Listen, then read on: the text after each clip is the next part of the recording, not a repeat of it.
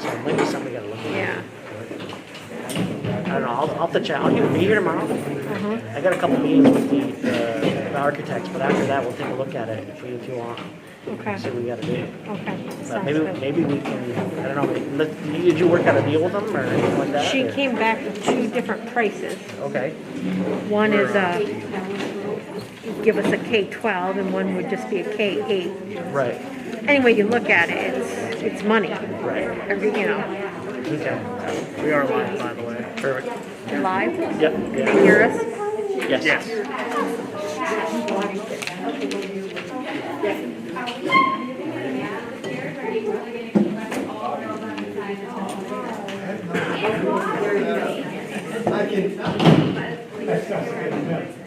Angie, this doesn't speak to your seats up there.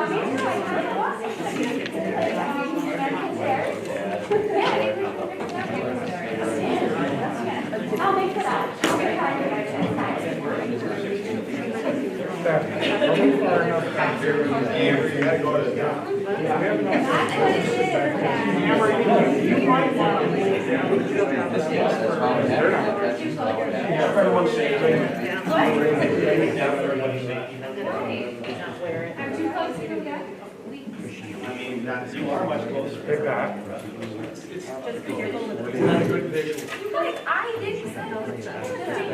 Yeah, the cords. Changed everything Well, suddenly feels much safer.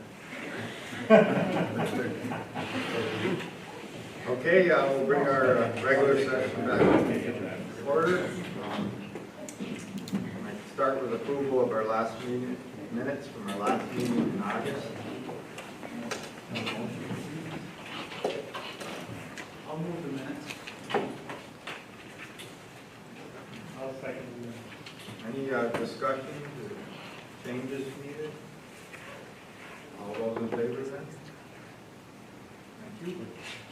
I don't believe we have any correspondence.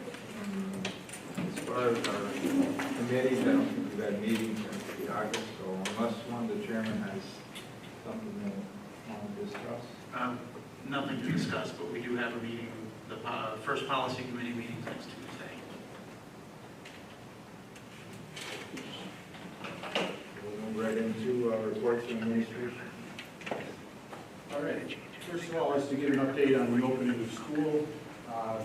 As you know, due to the spike of coronavirus cases in Messina just prior to the opening of school, the district was compelled to move to all remote learning. The due date to reopen schools that we had stated at the time would be October 13th. Because we wanted to be able to provide some time to gauge the spread of the virus, and because we were heading into Labor Day weekend, and when we've been speaking to public health, which we speak to them almost every day, they were not sure the extent of the infection and the rate of infection that was going to occur. So we continue to follow that. And we've started to see some stabilization, some decrease. For example, last Friday there were 9 in Messina. Monday it was 5. Tuesday it was 3. Today we see it's up to 4. There's also one in Norfolk that would be in our district as well. So we have 5 currently. And so we're looking to see if with that rate, if there's an opportunity to start bringing back some of our more vulnerable populations sooner. We've already brought back some of our programs in 4 of our buildings for special education students, because these students don't generally respond as well, both socially or academically, to remote learning. And so we've been able to bring them back in. And we appreciate our staff, really our teachers, staff, and administration have stepped up several times. When, as you know, back in March, and also just before we were ready to start hybrid learning, in-person learning and remote learning, we had to change and go to all remote. So we took a couple of days to do that. And now we're starting to bring some students back. That takes some planning as well. So it's been very challenging. for our staff. It's been very challenging for our parents. Many of our parents did not expect to be remote learning. About 30% of them asked for remote learning, and they expected that, but there are many who didn't. So then there were daycare issues as well, and there were daycare issues for our staff. There were accommodations needs for our staff. And we worked very closely with our HR department and staff in order to make many accommodations so that they can be able to do their job here as well as take care of their family. So based on the current rate, as I said, we brought back some of our complex needs students. We also are looking to for our off-campus students that go to St. Lawrence Lewis BOCES. We have students in Canton, Potsdam, Hubleton, as well as Ogdensburg, BOCES campus, the Northwest Tech campus there, as well as Norwood's Seaway Tech campus. And we're looking to bring those students back on Monday.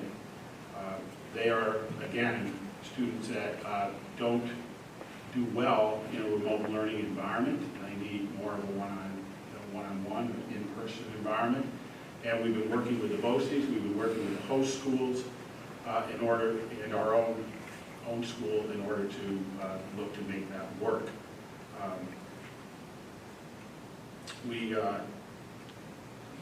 Today, I mean, this is the thing, there's information changes all the time with this virus.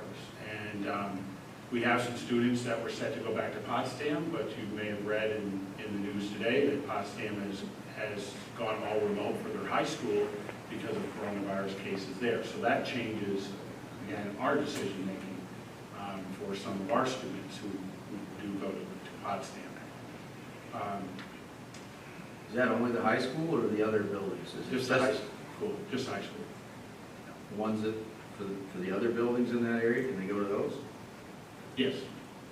Yeah, only the high school were impacted by at this time. So again, we're starting small and bringing back our most vulnerable population. We're also looking to start on Tuesday our District 1211 classrooms at the elementary level.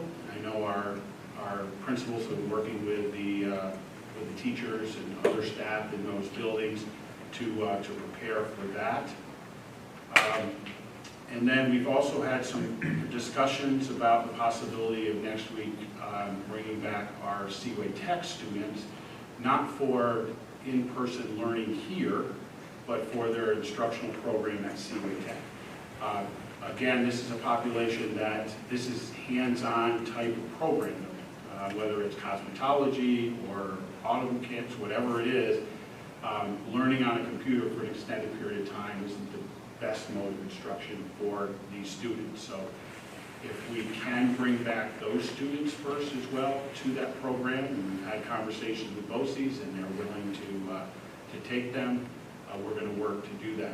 At this time, we're still talking to public health, looking at the rate of the virus, and if we have to make decisions in the other direction, then we'll need to make those decisions. It's just the way that is. You saw with Potsdam, at any moment in time, there can be a situation where a school has to close down to remote or a district has to close down.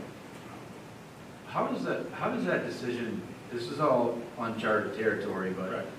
it's, who actually makes the decision For what? to close or go remote? It's the superintendent of schools. Ultimately, the superintendent of the school has to make that decision. Yes. So, I know this is, you may not be able to answer this, but most people have an understanding of expectation of a snow day, of when you might call a snow day based on a given storm, and they even have snow day calculators, but I don't think they have what's the COVID calculator? I mean, is there a formula of however many cases or contacts or anything that anyone could have an expectation moving forward? Or does Department of Public Health just, what's their metric for how they decide? Or their recommendation? Because ultimately, they're making a recommendation to you? No, No? they're not going to recommend. They're going to talk to you, they're going to provide you with the data, and then the school is going to make the final decision. Even the decision that was made on September 4th to go all remote was a conversation that I had with Public Health on a conference call with the head of Public Health, the head of the Board of Public Health, and the county administrator. And all three of them were on the line. And I didn't expect all three to be on the line when I called. But we were having this cluster in Messina. It was growing. They had over 100 contacts besides the number of cases. And this was on a Friday, going into a Labor Day weekend, and kids were going to come back on Tuesday. And so what they'll tell you, what Dr. Williams, who's the head of public health, who's been with us this whole time, he'll say, you want to have schools open when the infection rate is low and people will be comfortable with being in the school.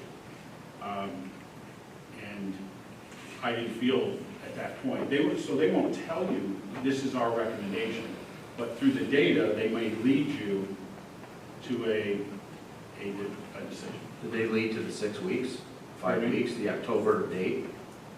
They didn't put a date on it, but at that point, you have a rise in cases, and you have to at least 14 days for them to start going through that. And the Labor Day weekend, which expected there would be possibly more because people would be getting together. Now, we set that date for October 13th, but it doesn't mean that we can't watch the infection rate and say, okay, the infection rate's going down.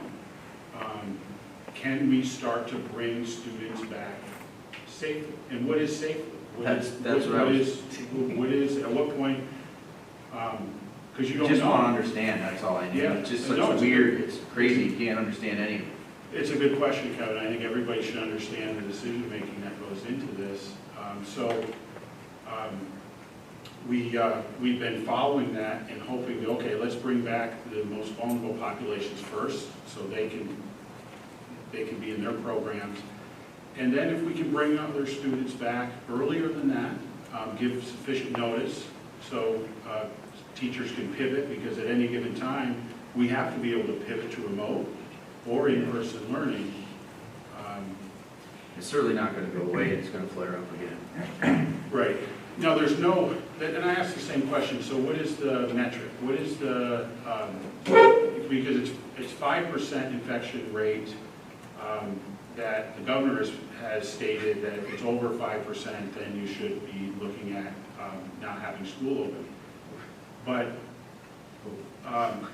they don't parse this out in a community, right? They can tell us what the rate is, because that's based on the number of positive cases and the number tested.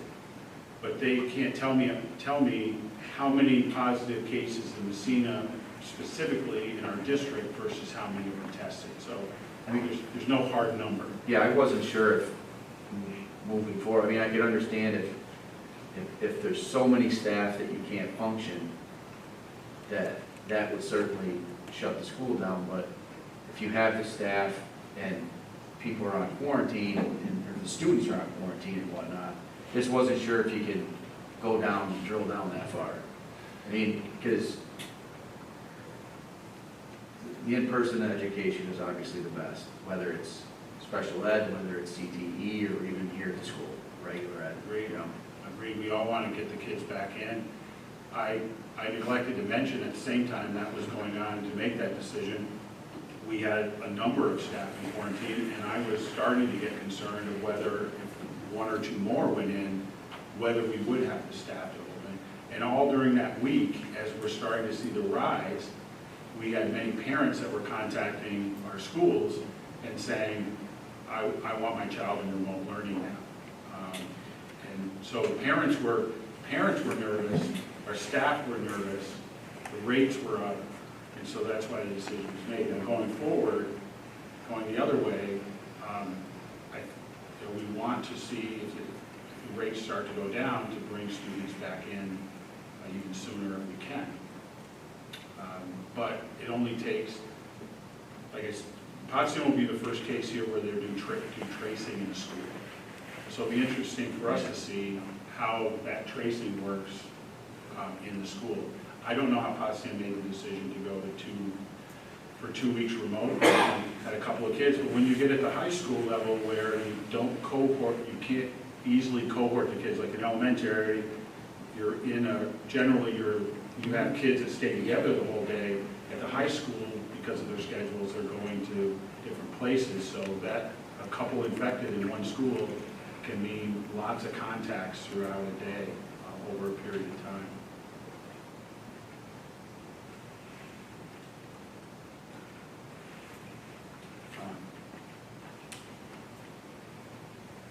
So the other point I want to make, I know the date of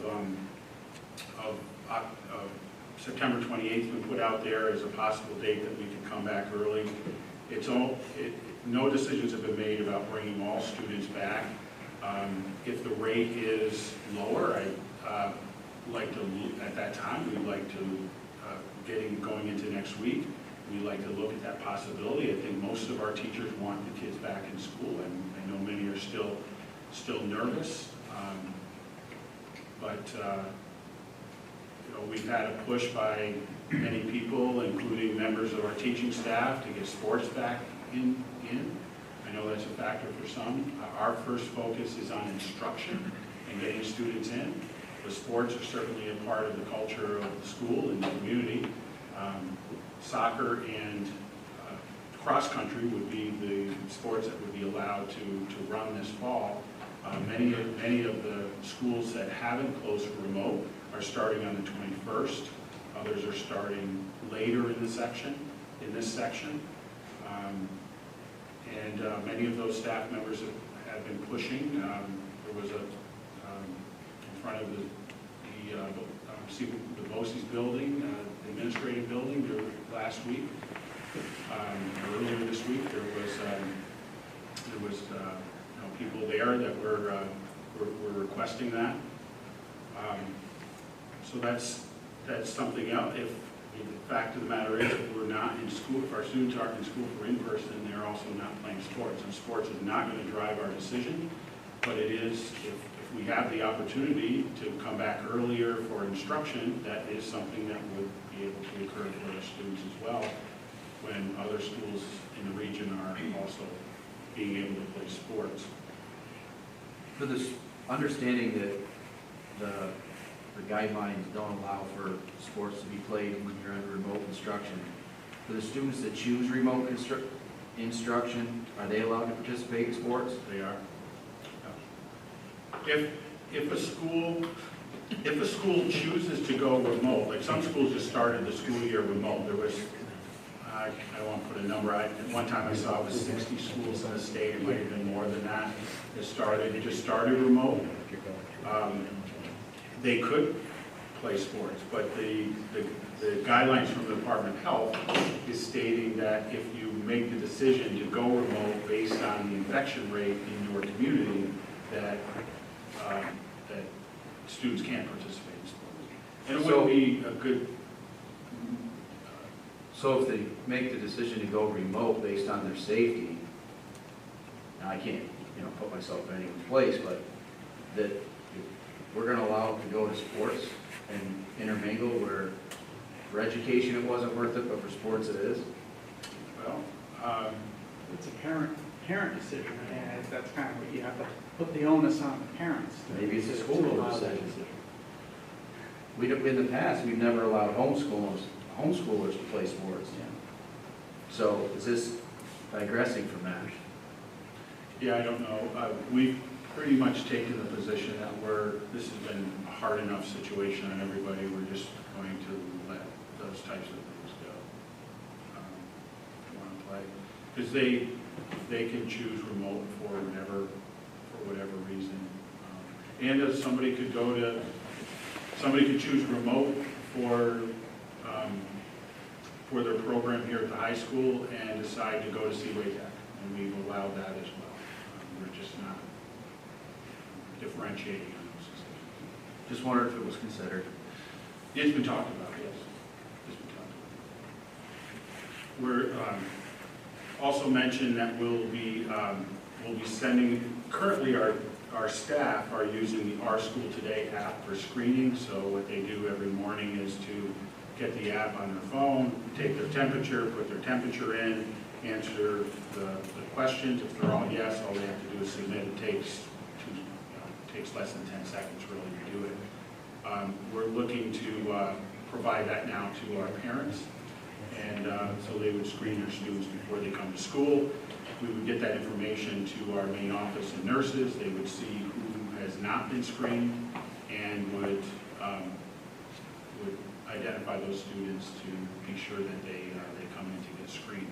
We also have the temperature screeners as a second safety precaution at each of our schools, so the students can be screened as well. If parents don't have a smartphone, then we'll be using the paper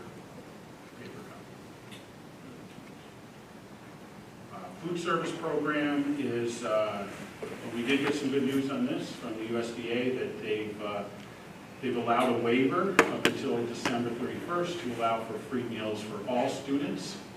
And so we have been on Mondays distributing five-day meal packs, so breakfast and lunch.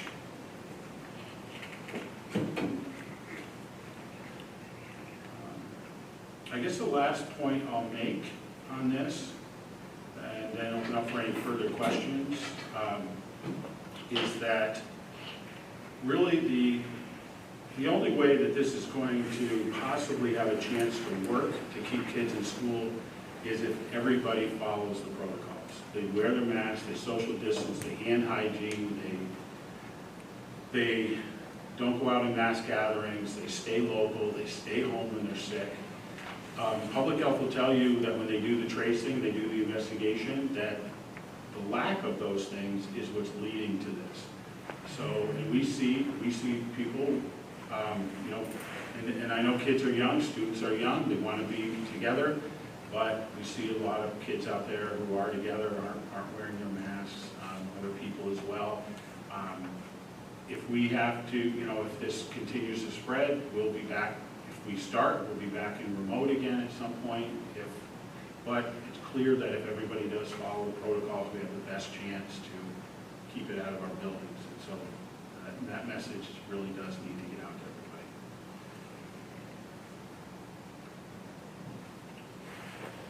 Any other questions on opening of school? What was that date you said for CTE? We are looking for possibly the 22nd, which is Tuesday.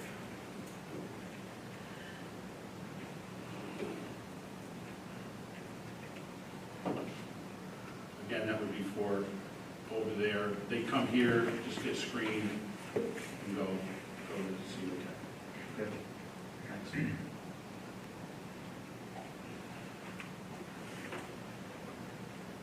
All right, moving on then.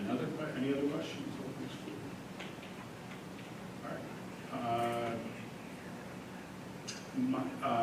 Kristen's here.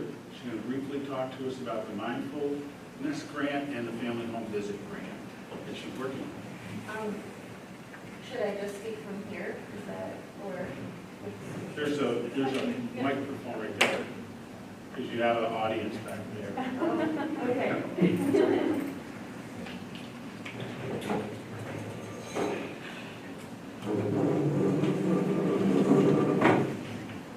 Okay, does this work for everybody? So I'm here tonight to request permission from the board to apply for 2 separate grants. So we're partnering with 2 different organizations, and they're both pretty exciting. I actually don't have a favorite between them. But the first one I wanted to talk about was mindfulness, which we talked a lot about in the social emotional learning and mental health subcommittee. We do not have a mindfulness initiative here at Messina Central. And this is a really nice opportunity to bring it into our school. It's been held up as a best practice for helping students deal with trauma and stress and the environment that we're all living in, and also for our teachers and our staff to develop some techniques to help manage what they're experiencing. So we're looking to partner with the Holistic Life Foundation, which is spending a one-year residency at Akwesasne in their community. They got part of a larger grant, and they'll be there physically for 1 year, and I think it's part of a 5-year grant. But they're training 14 community members to become mindfulness practitioners. And what we would like to do is apply for this 1-year grant to be able to bring 2 of their practitioners into the Messina Central School District. They'd be working with our students for 5 days a week, 5 hours a day. So they wouldn't just be working with our students, but a big part of it is the Mindful Moments room. And that's going to be kind of a decompression room that would be in the different schools, and it can look totally different. So I talked to Amy about it, and she said, well, we have a band room every other day, so it can be the band room. You know, it could be a resource room, it could be any other space that's available, but basically the mindfulness practitioners would meet with students there as part of a discipline diversion to teach them tools to de-escalate and calm down and, you know, and manage their emotions that they're experiencing. Another part of the mindfulness grant is that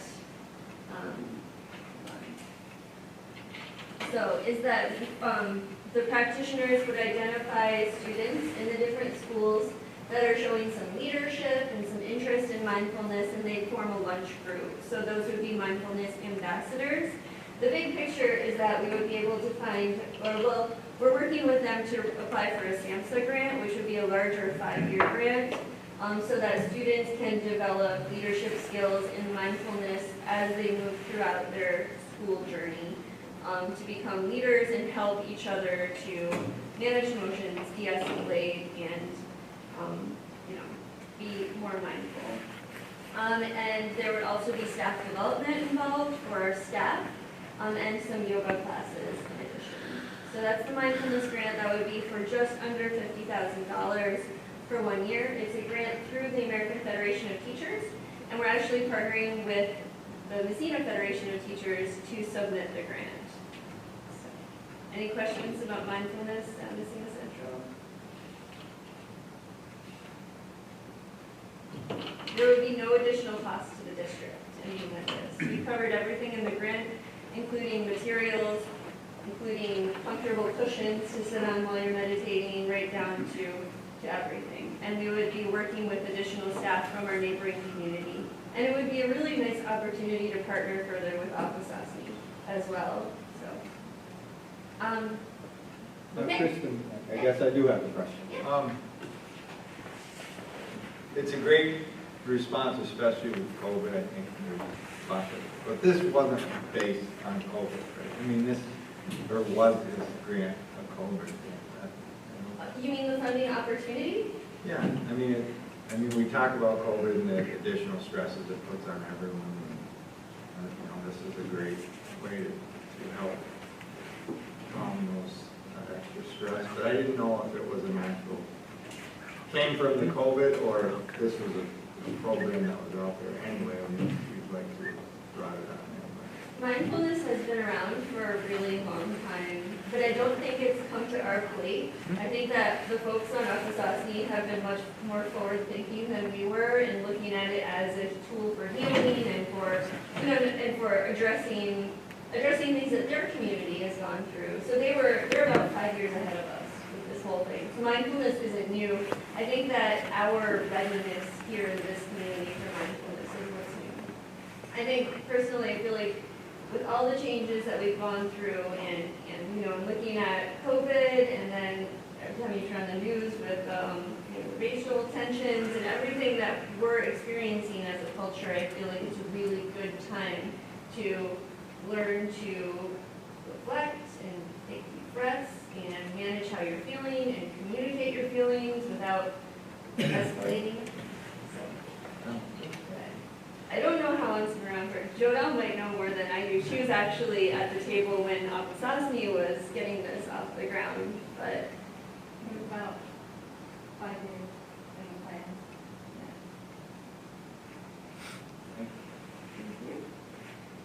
so then the other grant that I'd like to put on your plates is a partnership with NICET and the MFD as well. So what we're looking to do is expand the family home visits. So we just wrapped up our second year of family home visits, and we just about doubled the number of visits that we did this past year. I think we went on a total of 216 visits with a team of about 18 teachers. They all felt so strongly, like every single one of those 18 teachers said we want to do this again next year. You know, when I actually brought up trying to do it with pre-K, the kindergarten teachers were like, no. They were worried about losing families. And they felt like, especially this year, going all remote, this might have been their only chance to meet some of their students face to face. And it was really important. And at the junior high level, the teachers were really, really thankful to have the opportunity to meet parents and answer questions. And talk it through. So that grant we received through NICET. And NICET reached out and said, do you want to apply for this and do an expansion to our family home visits? And I'm never going to say no to an opportunity for money and to reimburse staff for doing something cool, because this is really great. So they shared that I believe that we were actually the only school that went on the visits that received the grant. So we were one of 5 or 6. And everyone else ended up pulling out, which I didn't know until about a week or 2 ago. But every other school was like, nope, we've got too much going on, we don't want to deal with this. But here at Messina, we had our 18 teachers, they went out. Nightingale, they were chasing families down. You know, it was great. Madison set up a tent in the yard and had families come in. Everybody did it their own way, so I'm really proud of us, which is why we're getting this opportunity to work with them. So we're looking to double that again, so to train another 18 teachers to go on family home visits. And this time we're talking about opening it up to the district.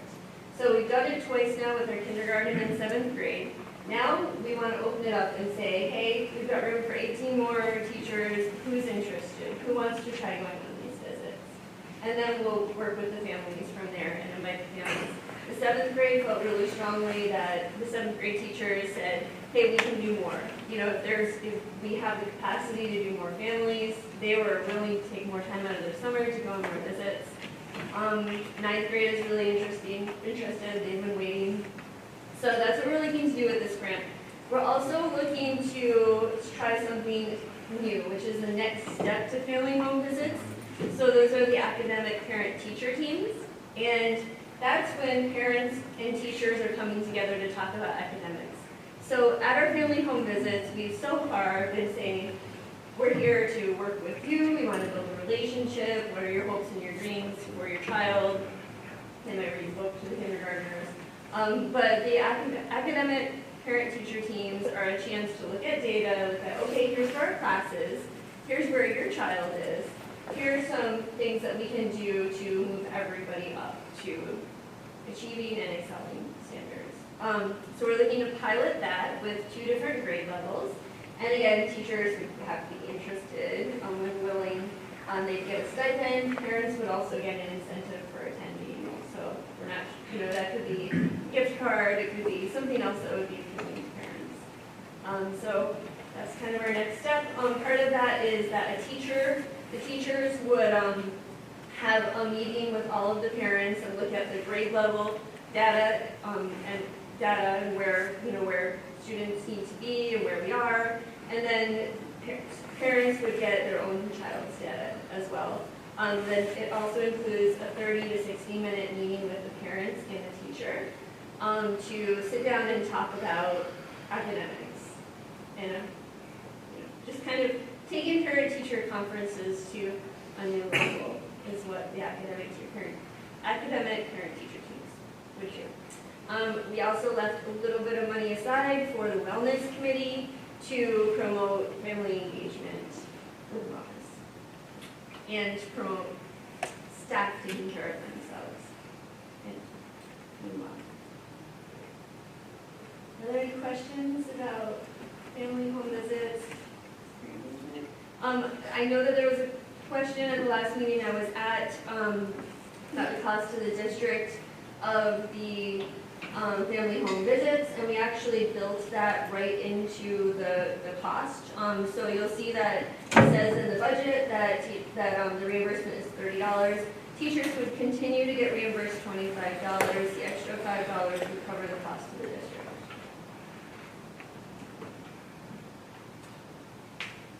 Thank you, Kristen, that's great. I like the partnership with Aquasas, and very timely on the mindfulness grant, as Pat said. It's time to try to get some de-stressing and lowering anxiety. The family home visits has been wonderful. It's been a great reach out to our families. I'm glad to see that it's expanding, and now you're actually looking at different roles for that money as well. There's grant money too. Money coming in? I should mention that the family home visits are $20,000, and the mindfulness would be $50,000. And there's actually a second round of funding for this, so if we don't get awarded in September, then we can resubmit for November. Thank you, Kristen. Thank you. Thanks. Great job. Mike, you want to come up and set up our conference call? Yeah, sure. So we're going to have, next we're going to give an update on the capital project, and we'll have Jim Francisconi from CMS on the line, along with Ed Bernhauer from IBI Architects.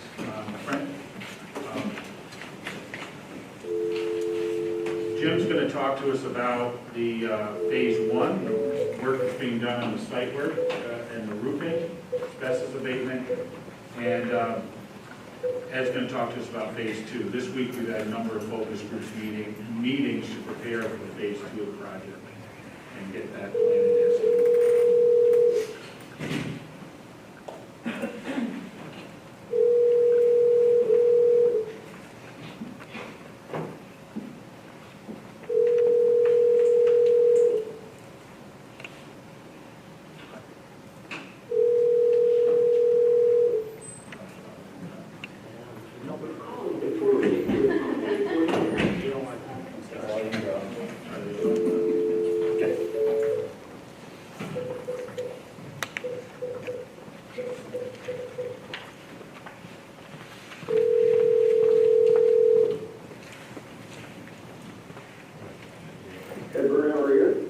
Mike Allen from Messina Central. I've got you live on the board meeting, and then we're going to try to conference in Jim again, okay? Okay, Okay, good. thank you. Hey Rob, do you want to pinch hit for Jim? I could do that. I asked him, he said he's gonna do it. Okay.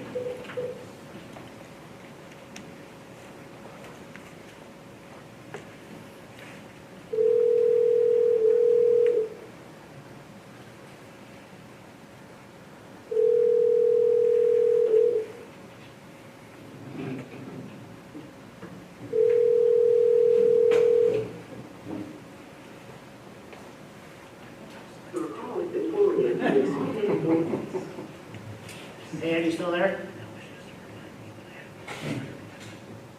Ed, you still there? Yeah, can you hear me okay, Mike? Yeah, I can hear you good. We can't get a hold of Jim, so I think Rob's texting him right now. Okay, gotcha.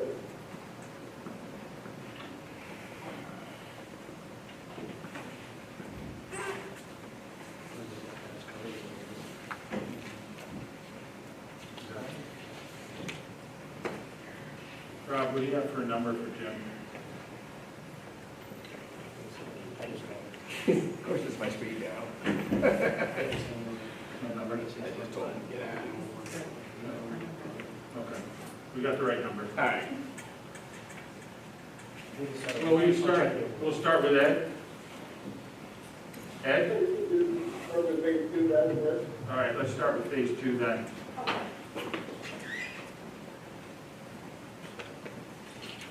can do it. I'll keep trying. I'll send you text.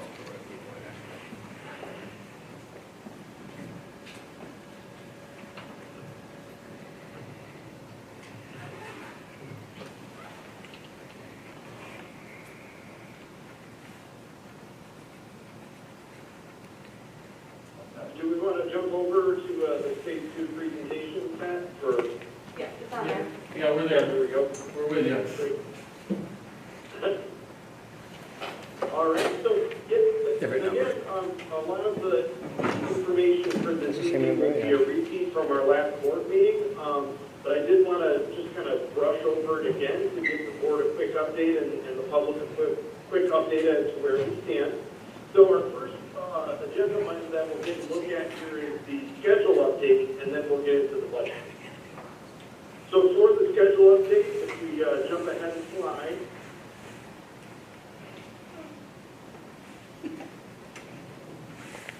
And if we go one more slide there, guys, One more. take a look at our schedule update. I think there's a lag.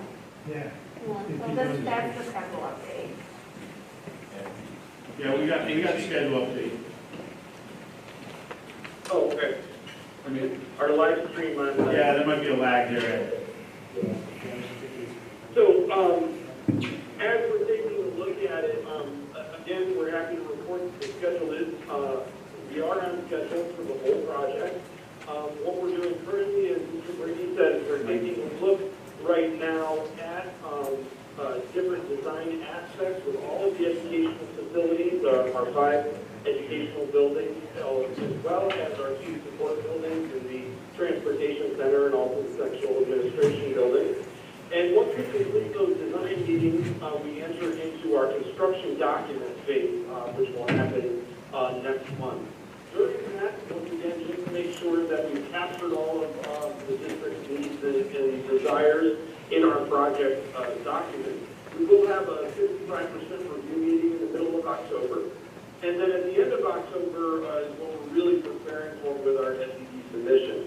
Now, as we were saying, SED review times continue to dwindle, which is good for us. It'll be a shorter review time for our technical review. So we're planning on that for our November month for the State Education Department to look at all of the documents and make sure we're compliant and get back to us with our approval and with our building permit for phase 2. That will allow us in January and December and January, to go out for a public bid for the project and receive our bids in January so that we can be ready for construction next summer. We do anticipate it is a large phase for the project. We do anticipate 2 summers of construction again. So we will be looking at construction for 2021 and 2022. So any questions on schedule? No, I think we're good, Ed. Okay, great. Let's jump forward and we can kind of go through. I just want to take a look at budget quick to again put the perspective on where we are with the overall project. And let me know when when that's up there. It's there. Okay, great. So as you can see, again, working with CNS and our office, we've ascertained that the current contract value, along with working in the soft costs of phase 1, and also is having a contingency just in case, because again, we have 1 more summer of construction for phase 1, and putting that all those numbers together, it puts it at a point where we have approximately $30 million left for our phase 2. This is good news since really during the referendum plan, we wanted it to be around the $20 million range, just over at 20.8. And so what we're doing currently as part of these design meetings is actually incorporating scope that, if you recall, during our prioritization process, possibly got pushed off to a priority 2 or a priority 3 for a future project. We're now able to recapture some of that back into our phase 2. So that's currently what's being discussed as part of our design meeting. And then if we want to skip ahead to some of our slides that just, again, if we briefly go through them, Mr. Brady will show the additional scope that we're taking a look at adding. A lot of it, too, as you'll see, involves really end-of-life cycle elements coupled with security, such as our door replacements.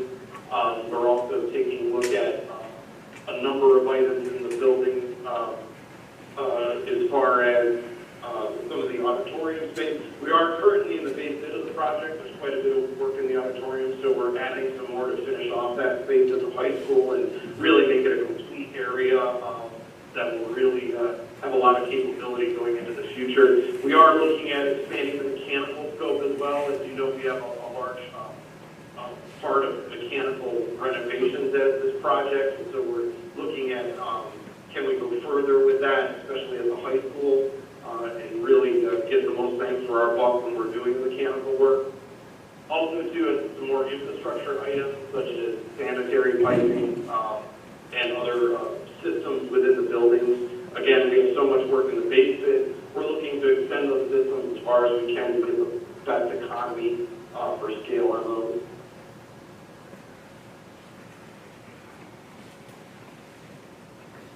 And so as we go through our slides here, you see a lot of these items are very similar in nature as far as on the infrastructure end and really taking care of our educational buildings and our support buildings.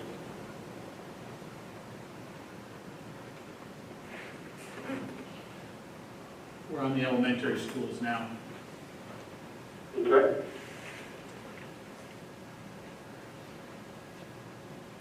Yeah, it's just catching up here on our screen.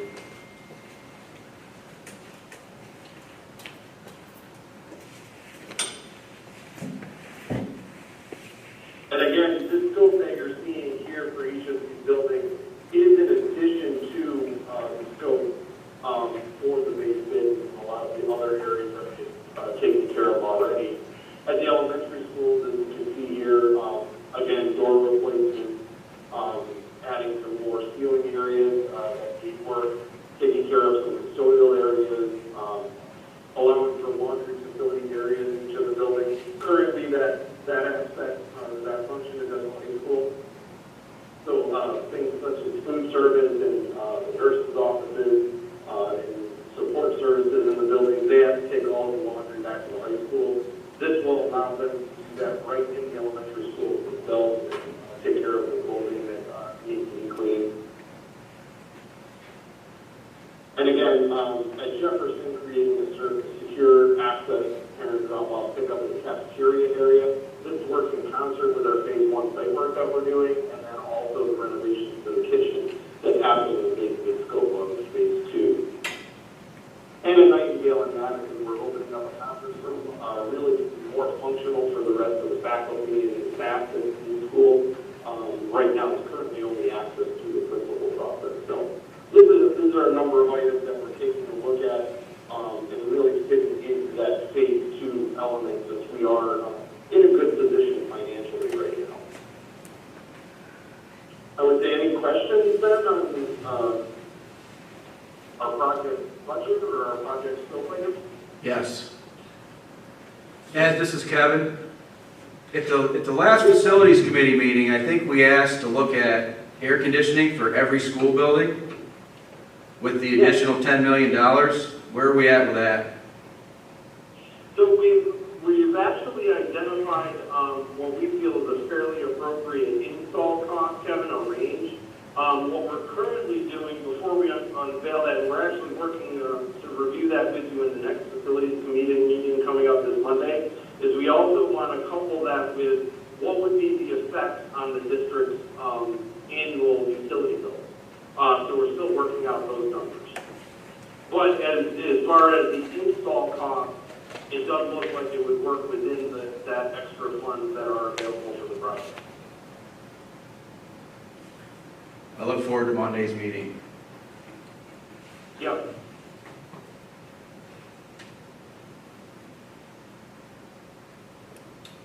Other questions for Ed on phase 2?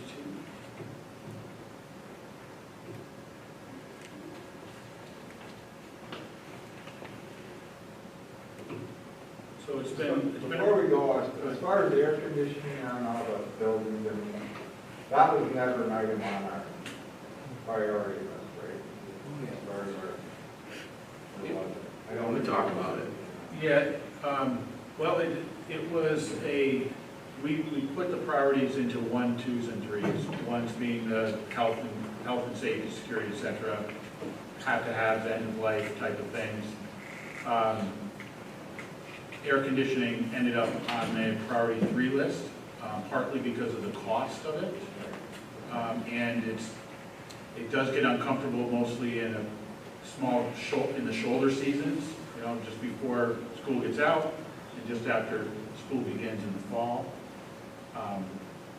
If it was based on the initial focus group meetings that we had in each of the schools with the teachers and staff, that probably would have been on the priority 1 list overall. But because of the cost and those issues I just mentioned, it was on priority 3. I guess my point is that a lot of the things we've added look like it's very valuable. Mm-hmm. You know, things we should really do, some of the bones of the building, that sanitary piping stuff that's needed. I don't know if we need to have a discussion again to see where the air conditioning fits in with some of these other things. I just don't want to miss something, a priority 2 that might be, you might be sorry we don't take care of it in this budget. Before we jump to that step, I think we need to review those items. Will you be there Monday? I don't know. I might, I don't know, I got something on Well, in the end, the board will need to approve of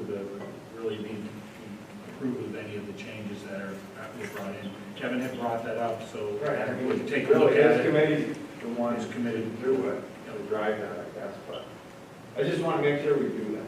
We look at priority 2s that we can get done, before we put a priority 1 ahead of some of those.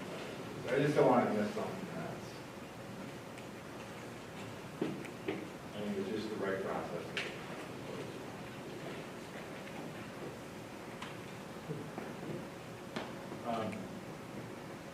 Yeah, so we'll be talking about that Monday at the facilities meeting. I can give the board, resend out to you those priorities, so you guys can take a look at it again too, to what we had in there for the 1s, 2s, and 3s. That might be helpful for you to see it. And it very well could be mind goals and that, just want to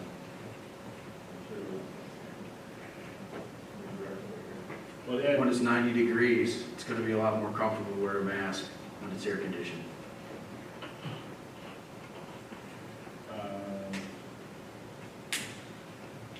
But after they play soccer with a mask, maybe it won't matter. that will be challenging. Yeah. We're still waiting on that guidance for cross-country, when they have to wear the mask, running in races and that, so we're waiting on the state for that. So, as Ed's pointing out, there's a longer-term factor here we have to look into in terms of electricity costs, and that's what they're trying to examine, take a look at our electrical bills and get a sense of if we had AC in the buildings, what would be the long-term cost of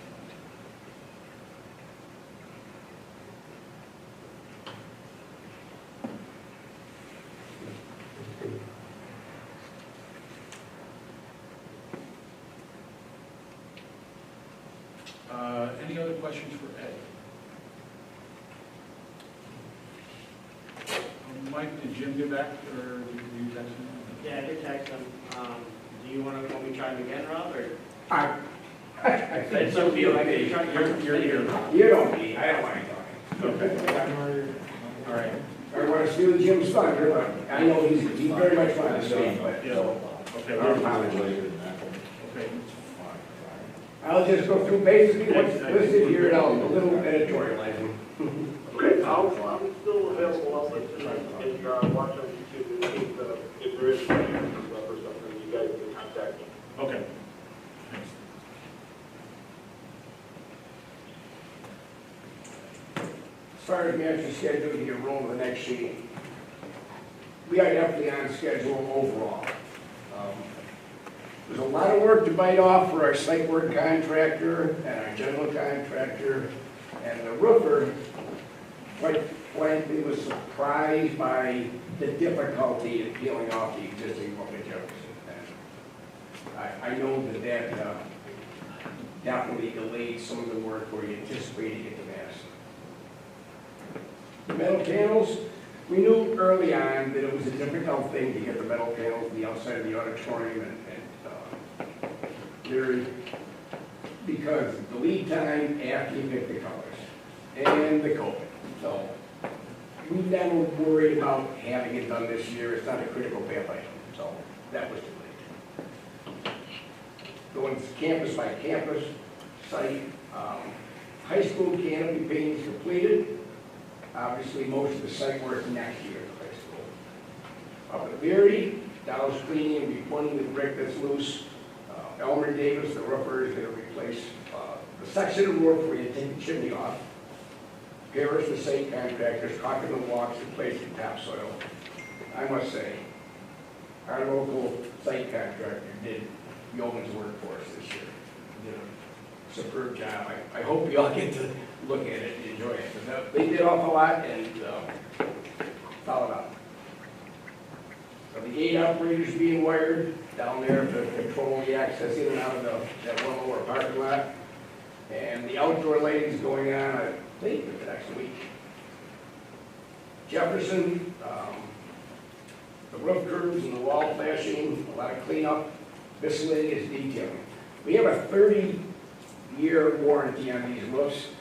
That adds a great deal of extra labor involved to get the system. It's well worth it, but that is a lot more than normal roof project to get it done right. So that little more detail will take more time.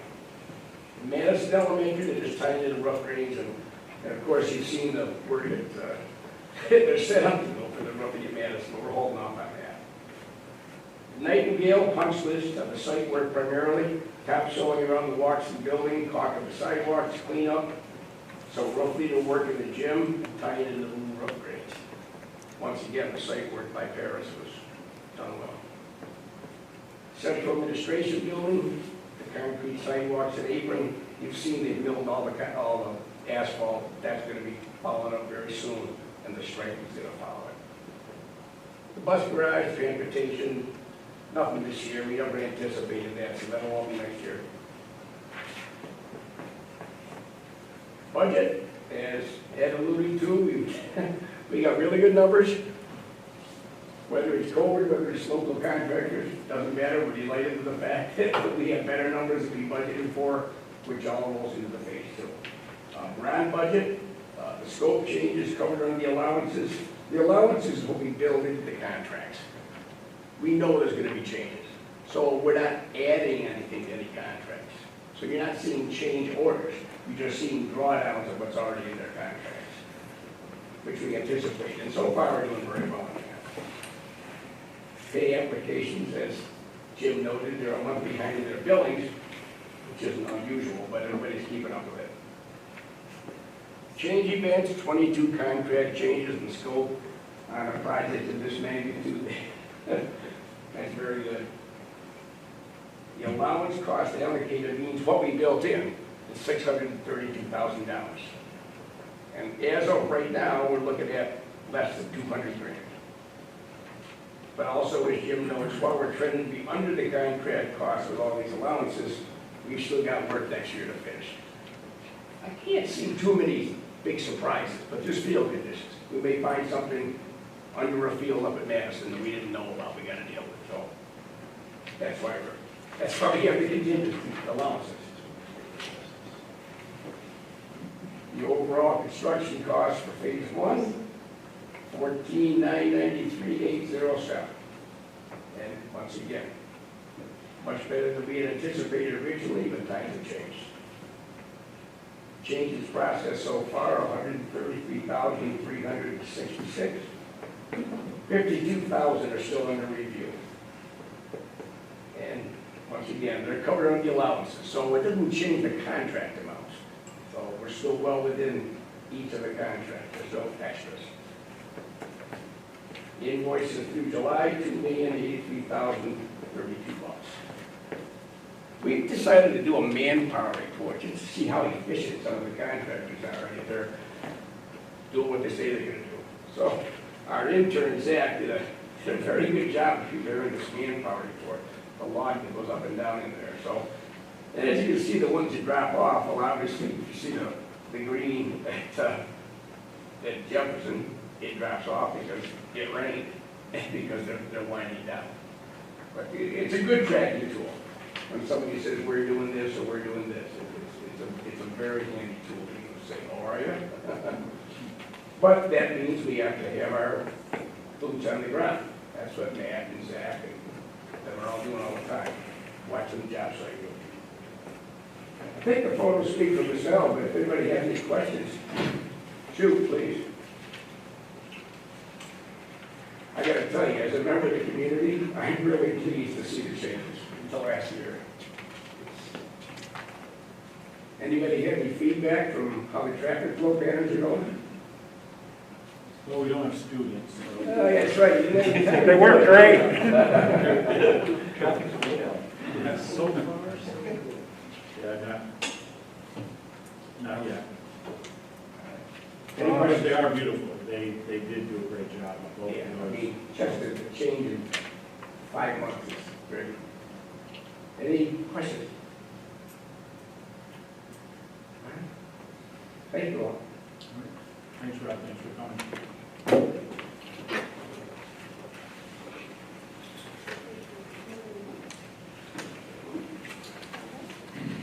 Thanks, Angie. You're welcome.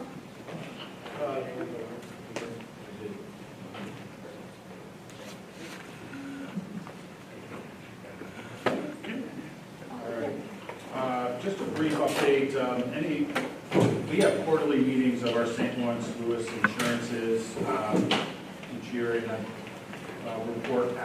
been reporting after each one of them, what's going on with our health insurance plan, because it is a larger part of our budget, about 1/5 of our budget. We tried.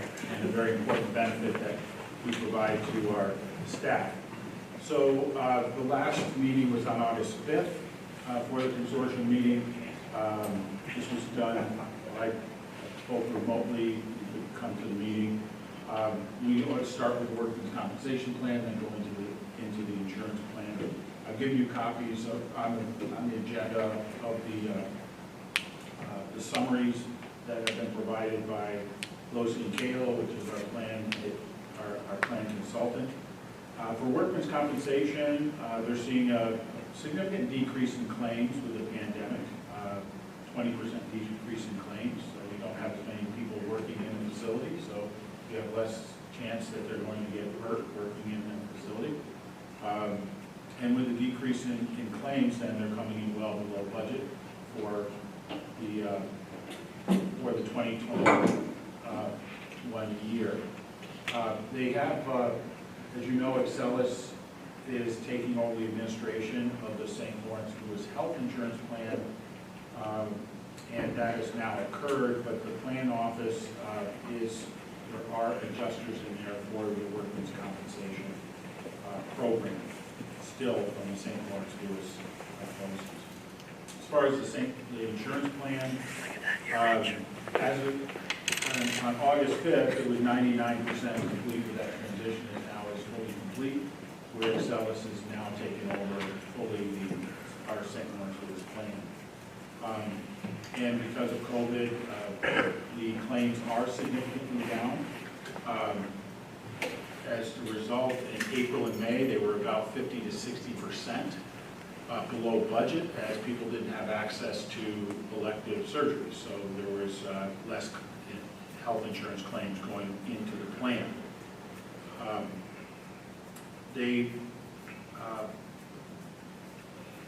One of the things that the consultant stated was that we could be seeing larger increases in Medicare Part B or Medicare Advantage plans. We're not on a Medicare Advantage plan, but he's talking about in general in the health insurance market, because the significant illnesses with COVID, the long-term illnesses, were those that were 65 and above, and therefore that's where the costs are going to hit the hardest. So the plan began the year projecting to generate about $2 million in fund balance. However, it ended up with a $4 million in income, including $1.7 million in runoffs to the 3 districts who left the plan last year. But even with those claims run out, we still, the plan's liabilities have lessened due to the withdrawal of these schools, and we had a positive cash balance. I feel like the workman's comp, that with the additional fund balance to be able to put aside, it can help districts when it comes to planning for the 22-23 school year, 21-22 school year, 2021-22, as we'll be in better financial shape. So as we're facing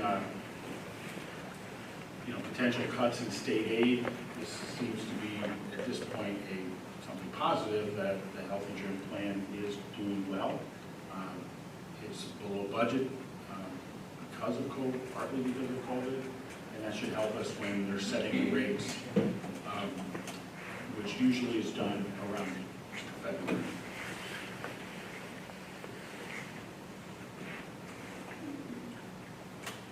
So that's the basic summary. If people have questions.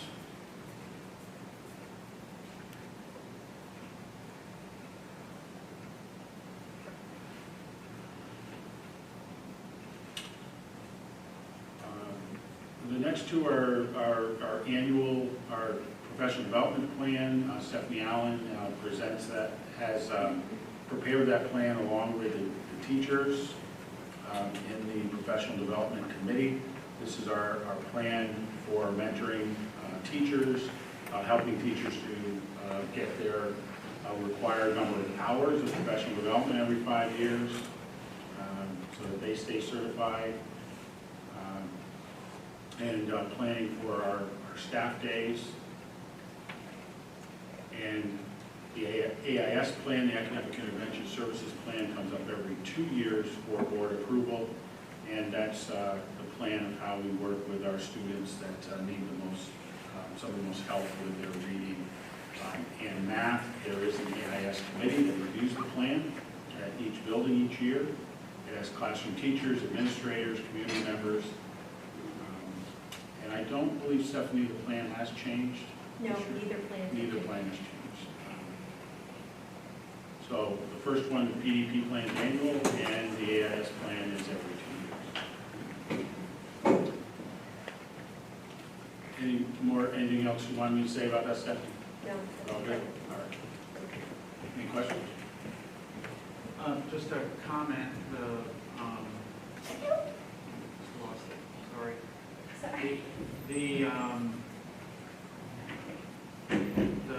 professional development, the list of board members is outdated. Oh, okay. That's all. We'll make sure to change that. Now that you bring up the development plan, I mean, we made some changes to train for COVID, so do we still meet our plan? It still has the 4 main goals, which is student-centered learning, technology, literacy, and the 4th goal. And the 4th goal, yes. So they remain the same. They are still our top priorities. And because we weren't able to finish what we started, all of the plans were reviewed. However, all of them came back from those committees as continue, move them on to the next year.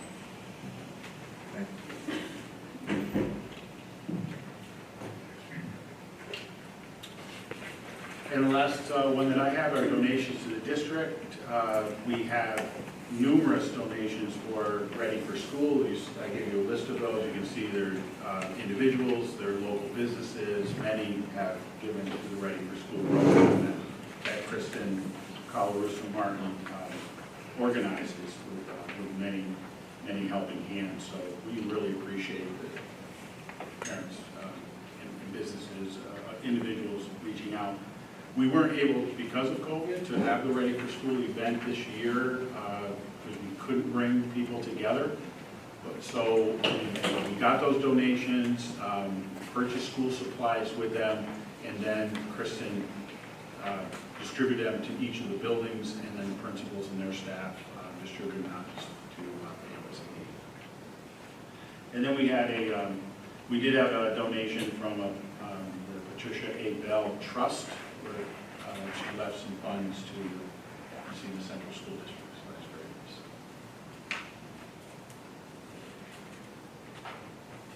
Thank you for that. And that's it. Next item would be our business department, so Nick and Mallory, if you would, please. So the first thing I have tonight is the reserve summary. Just kind of goes over the year-end results for last year. Revenues were about right on target, $87,000 short. Expenses versus the voter-approved budget were actually $1.7 million higher. It's very rare that you would see a number higher, and that's due to the fact that we did a mid-year budget adjustment to transfer $6 million from the general fund to the capital fund to have the zero tax impact project that we're currently under. And then you can see the detail of the different reserve funds. You can see we increased our TRS reserve by $312,000. Our EBLAR reserve, which is for retirement incentives, we used to pay our retirement incentives of just under $60,000. And then you can see we transferred the $6 million out of the capital reserve. And unappropriated went up due to favorable results this year. Appropriated went up due to needing more funds to support the budget this year, given flat state aid. And we ended the year with an unappropriated fund balance of 11.2%. We typically shoot closer to 4%, but we knew, given the challenges ahead, that we were going to be in the 8 to 10% range, and COVID bumped it up over a little bit to 11. And then budget status report. Year to date, we've brought in $18,000, and we've expended $3.9 million and $44 million income. Nick, what are we seeing for, there's been a talk about the 20% delays or cuts in aid. What have we seen so far? We've seen a number of aids cut by 20% as anticipated. One of the bigger ones that we'll see cut is coming up this week or next week. BOCES aid will be cut by about $250,000 to $300,000.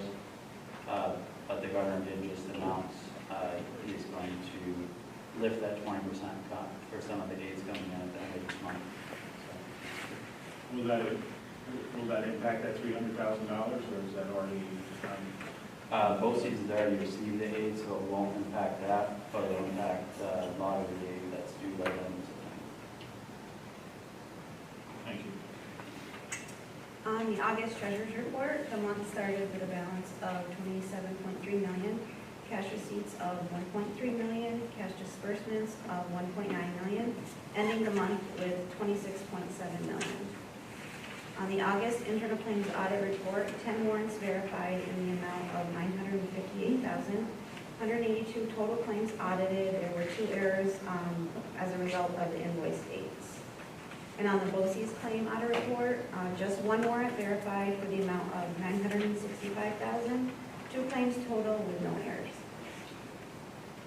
I have a question about it seems that whenever we have an error report, it's always invoice date prior to purchase order date. How is that happening? How is the invoice date happening prior? Yeah, I mean, it seems that's the one that we see a lot. Are we taking steps to kind of make that stop? So, given that we cut several thousand checks a year and we have a handful of errors, we're like 99% error-free. But given those 1% errors, it's typically things that are needed on short order. Something broke, they need it right then. So they'll go and order something and then submit the PO after they order it.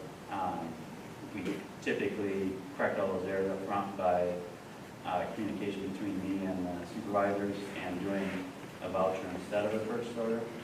But sometimes it just doesn't all align for a decentralized business, so the coordination.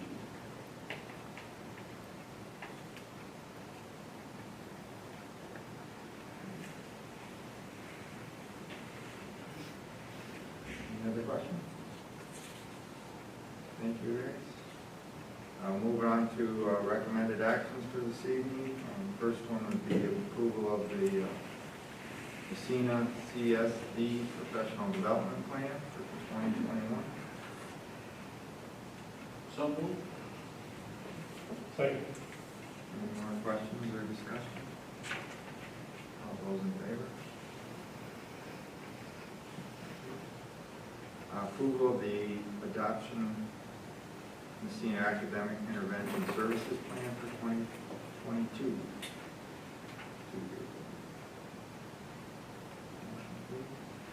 So Second. Any more discussion? All those in favor? Approval of the donations to the district. So moved. Second. Any more discussion or comments besides, thank you everybody for helping us out. Appreciate it. Especially in these times. Okay, all those in favor? Thank you. We had the discussion, the changes in the student code of conduct last meeting with putting some of the COVID responsibilities and requirements for our students. So that's what we're approving tonight. Policy 7310, student code of conduct. Second. Any more discussion or questions? All those in favor? Approval of the district reserve summary for 2021. Okay. Any more questions? All those in favor? Approval of the budget status report. Second. Any questions? All those in favor? Approval of the budget transfer report. Treasurer? You said transfer? Treasurer. I'm sorry? It's the treasurer report? The budget transfer report. Budget transfer above it.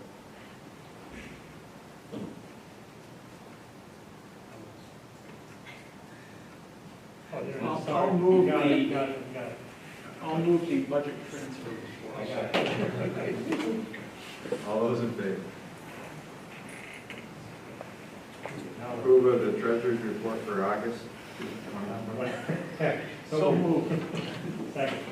Any questions? All those in favor? Approve the internal claims audit report general for August 2021. So moved. Second. Any more discussion? All those in favor? Approval of the internal claims audit report for both these August 2021. Second. Any questions? All those in favor? Approval of the CPSC report. So moved. Second. All those in favor? And personnel action, Mr. Reed.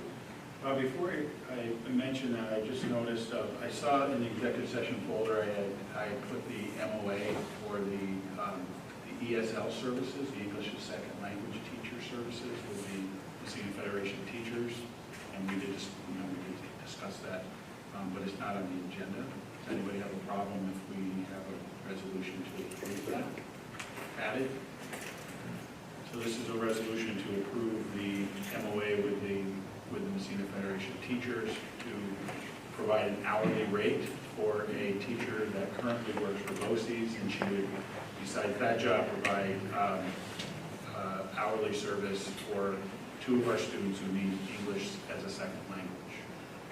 So you have a resolution to approve that MOA. It is the executive session for you. We have a motion to pass that resolution. Second. Any discussion or questions? All those in favor? Now, so we have 1 through 51 on the personnel action items list. I would ask for a motion for those items. Second. Any questions, discussion? All those in favor?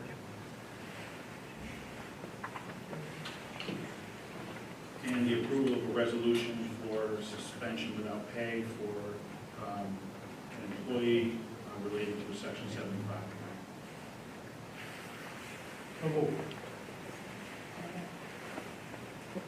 Any discussion? All those in favor?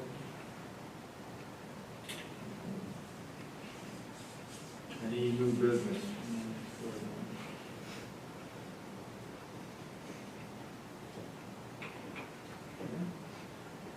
Communications from our folks attending, anything out there anybody wants to talk about? Randy? Please. Do I need to go to the podium? Or? I think so for the, our broadcast.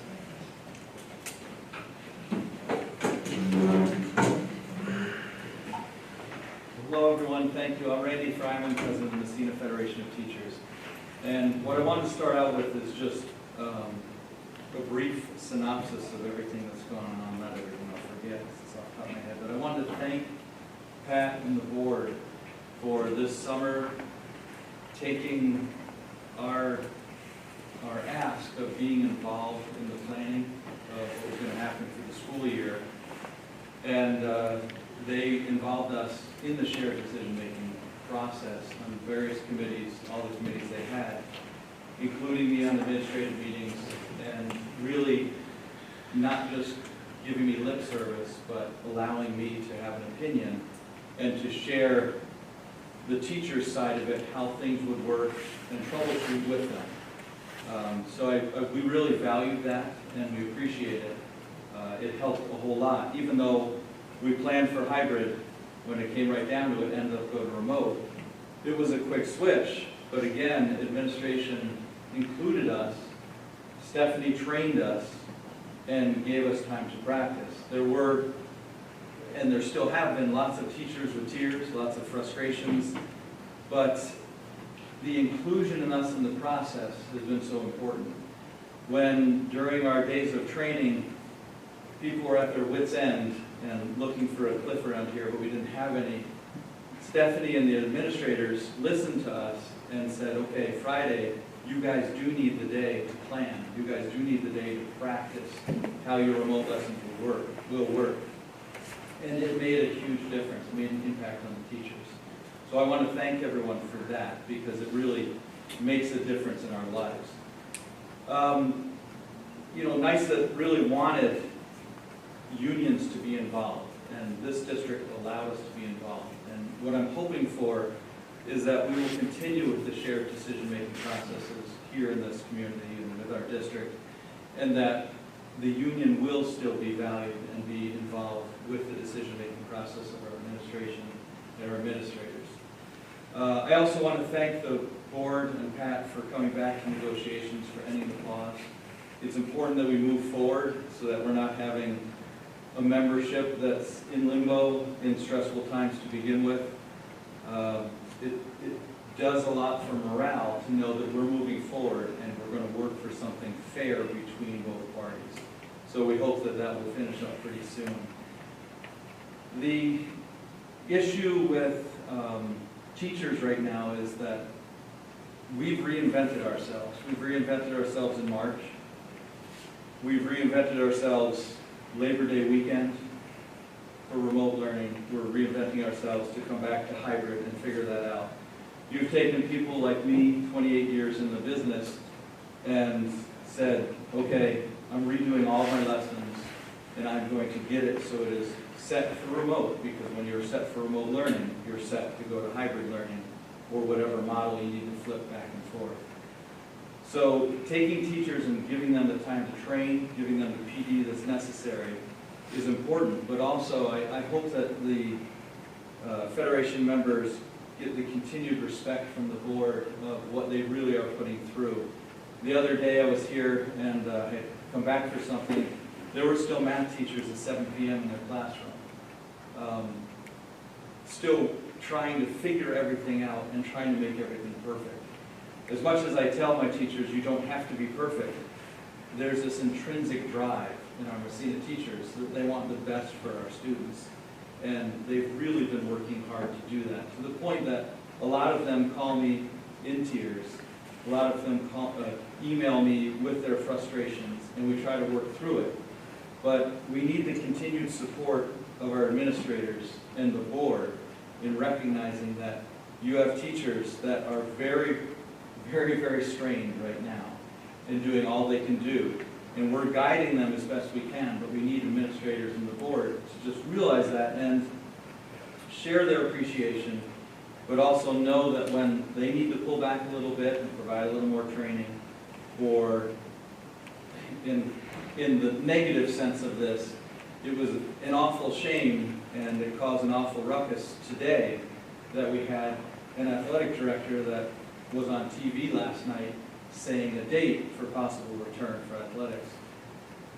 Rumor mills are things we don't want.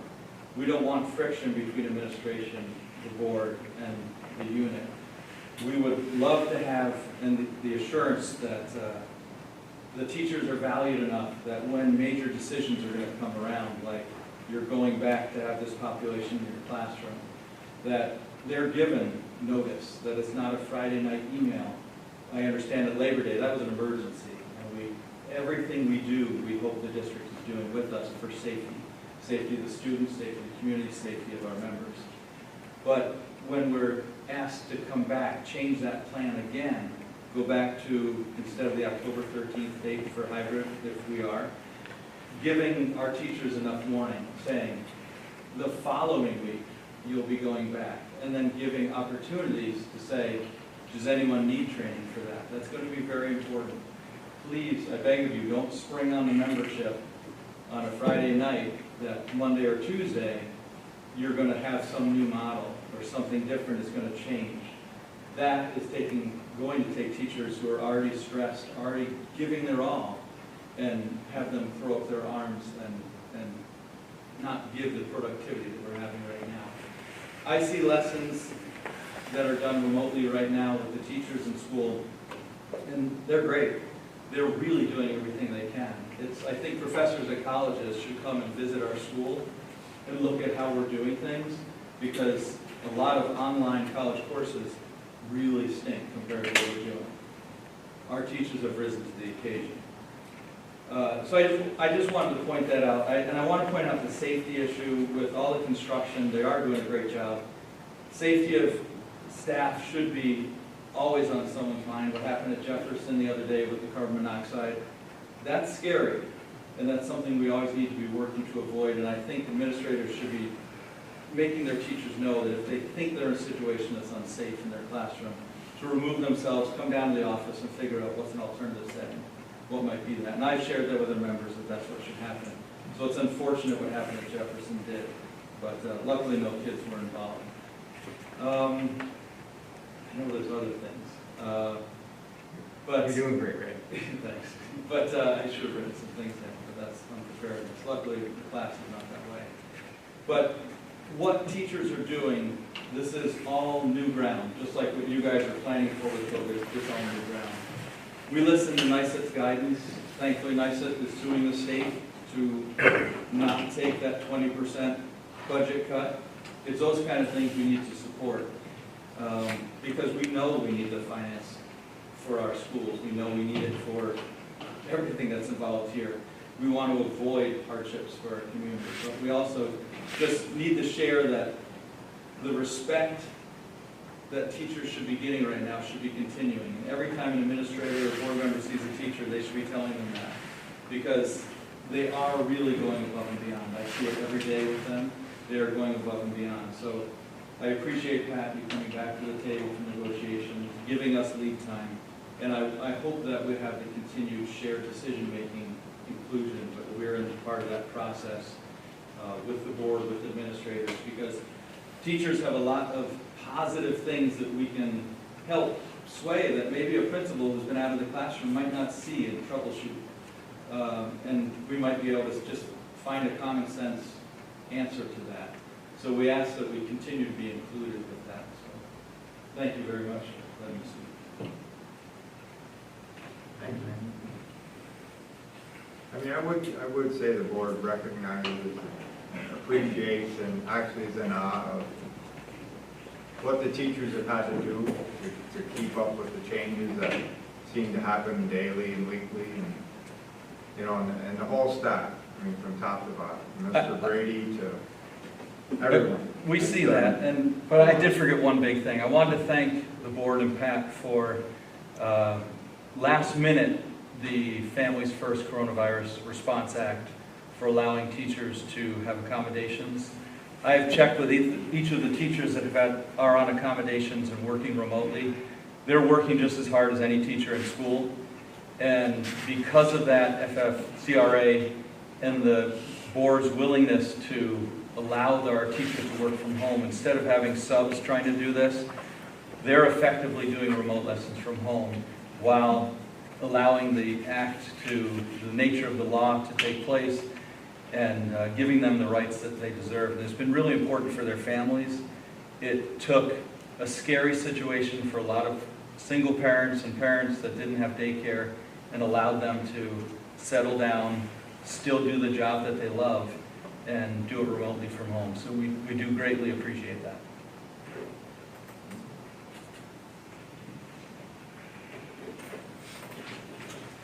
I just wanted to add one thing with what Randy said. I guess I'm the treasurer for that activity. The one really important thing, I think, is just that, especially because Randy just brought it up about the teachers who are teaching remotely, is that we make sure that we know the timeline is just the most important thing. Because, I mean, for me, I'm a coach, so I had an opportunity to know yesterday that we were thinking about September 28th, but I think that's just something really important. We're doing stuff that's completely new to us, and that adjustment from remote to hybrid, it's really important that we just have that time. And for those people who are at home teaching remotely, that they have time to find daycare if they need to come back. So just something I think really important moving forward. Again, like Randy, I thank you guys for all of your efforts and understanding during this time. You know, we are feeling the stress. So, thank you.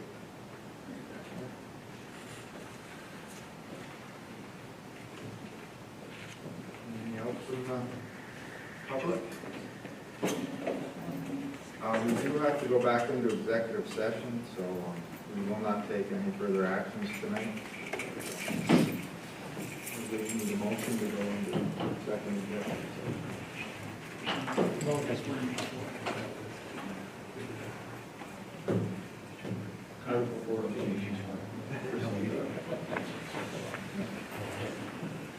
Sorry, I didn't mean to put you on the spot.